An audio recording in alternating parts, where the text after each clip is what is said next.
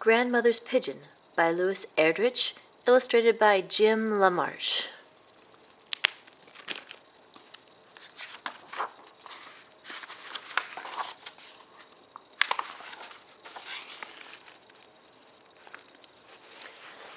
As it turned out, Grandmother was a far more mysterious woman than any of us knew. It was common knowledge that she had trained kicking mules. We'd often heard how she skied the Continental Divide. I was with her myself once when she turned back a vicious dog by planting herself firm in its path and staring into its eyes. There was a softer side of Grandmother as well. In her hands there was soothing medicine. She could numb a bruise, touch away a Charley horse. When on school test days we felt slightly ill, she brewed a magic tea so bitter that we usually got well just as she brought it into our rooms. Yes, we all thought we knew Grandmother. Then, on our annual beach vacation, as the rest of us basked in the sun, she sailed away on the back of a congenial porpoise. "Goodbye," she called. "I've always wanted to see Greenland." "But you're heading due west," my brother shouted. "And besides, this is the Pacific Ocean." Grandmother had always been bad on geography, but with a skilled motion of her feet she steered the porpoise south. "I'll go the scenic route," she called, as she passed out of view behind a wave. "Round the Horn." Those were the last words we heard from Grandmother. 1 year later, we had to admit very sadly that our grandmother had left us for good. Our house was small. My brother wanted to keep her cluttered room as it was, as a shrine, he said. I was undecided, and so was Father. He tousled the hair on his head. In this situation, Mother was the firm one, the sensible voice. "Every time I pass Grandmother's room," she said, "I hear noises. I'm afraid that mice are getting into her possessions. We should at least check and then maybe store a few things away in boxes." She was right, of course, and so with heavy hearts we opened the door to Grandmother's room. All was as she'd left it. There on the windowsill, behind a curtain of Irish lace, the wooden effigy of Sun Tzu's horse. The smooth black stones that she had collected on the shores of Lake Superior were still neatly stacked in the corner. Over the mantel of the fireplace, where she kept her petrified buffalo tooth, there still hung an original painting from Paul Klee. She had met him on a different beach vacation long ago. The memory of her description of that event brought tears to our eyes, as did the title of one of her many favorite books scattered on the floor, "Consider the Porpoise." "Ah," said Father, standing pensively before a shelf. "What a wonderful collection of bird nests Grandmother has." We all knew he was trying to divert our attention, and we were grateful. We gathered around him. The nest made of horsehair was my brother's favorite. I liked the hummingbirds, no bigger than my fingernail, created by stolen spider webs.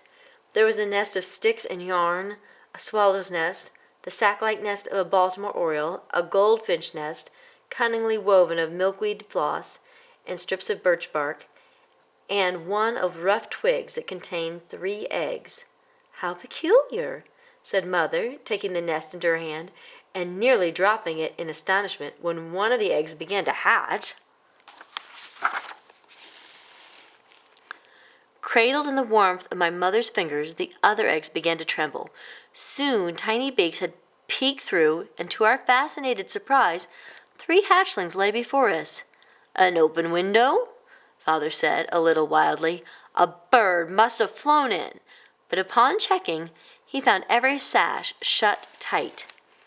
I can't explain this," Mother muttered over and over, holding the nests and warming the hatchlings with her cup fingers. My brother and I stared at each other. Without a word, we turned and sneaked a look at Grandmother's stuffed pigeon. Motionless on its plaster roost, it stared down at us with bright glass eyes. It usually wore a sad expression, but that day it looked very pleased with itself.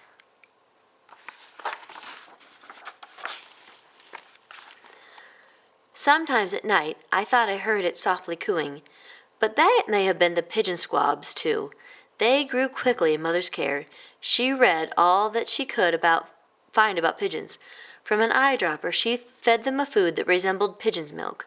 Something about them clearly bothered her, however, and one day she announced to all of us, "I can't stand it anymore. I'm calling an ornithologist." She did, and one arrived, looking oddly like the bird she studied. Her hair was stuck up in short gray tufts. She cocked her head one way, then the other, examining our young pigeons. Her eyeglasses made her eyes both round and shrewd. At last she straightened up, regarding all of us. "Impossible," she stated. "Completely impossible, yet true." "What?" my brother demanded. "What's impossible? What's true?" "It's impossible," said the ornithologist, adjusting her glasses, "that in your kitchen you have raised 3 members of an extinct species, Ectopisis migratorius.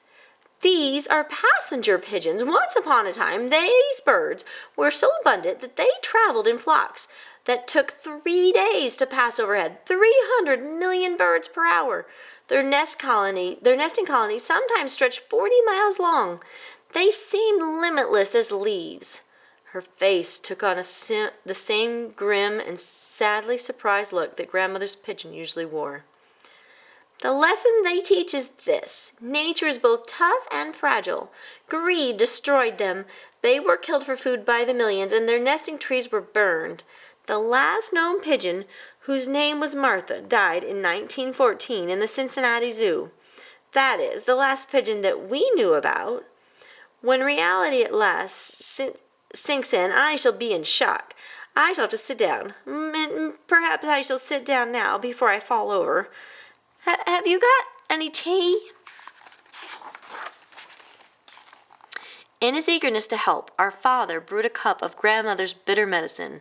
There was no mistaking the odor singed moth wings, but the taste didn't seem to faze the ornithologist. She drank cup after cup, and we looked at her with new respect. "With your permission," she stated, "I will call in the head of the Cornell Bird Laboratory. I will do my best to fend off the newspapers and the magazine reporters, but once the news breaks, it will be difficult." "Say no more," said Father. "We will find a way to retain our privacy, but the interest of science must be served. You have our permission to call in the experts."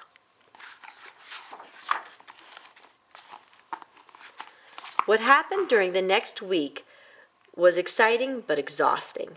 Mother tired of explaining over and over how the eggs had hatched as she held the nest. Father became anxious and harassed. There were strangers in the house at all times, and my brother and I often retreated to the tree house that grandmother had built for us, where we could not be reached by curious interviewers. One evening, when the last scientist and reporter had finally left, we ran back to the house, hungry for the peace and comfort of our evening dinner. But it was not to be. Mother and Father were sitting at the kitchen table, the pigeon cages before them, and they were having an argument. "They're all males," said Mother.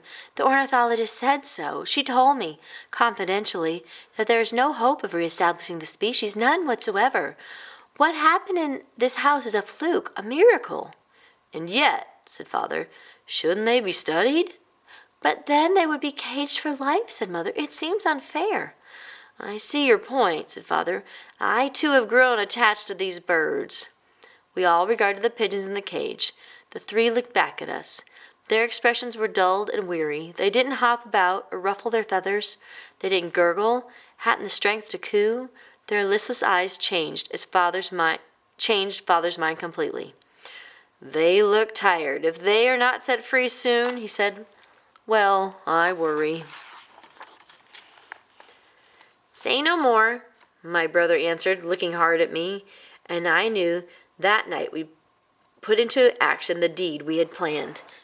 White moonlight fell in bands through the kitchen window and led the way out. We carried the pigeons between us, set it down in the cool, wet grass. I held each pigeon as my brother taped onto their spindly pink legs the rolled messages we had penned, and then, as he stroked their tiny heads and whispered soft directions, I lifted my arms and opened my hands.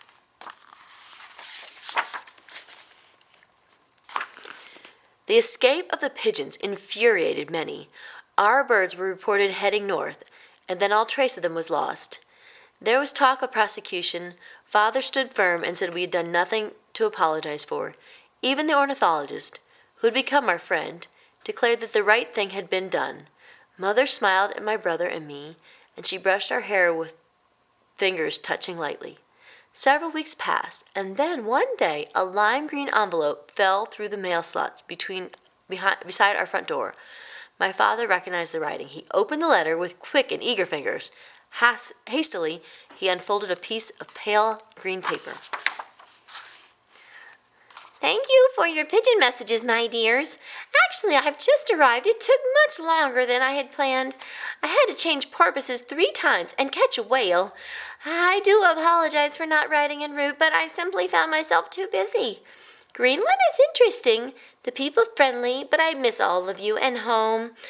I'll come back soon. Love, Grandmother. P.S. Be careful with my stuffed pigeon.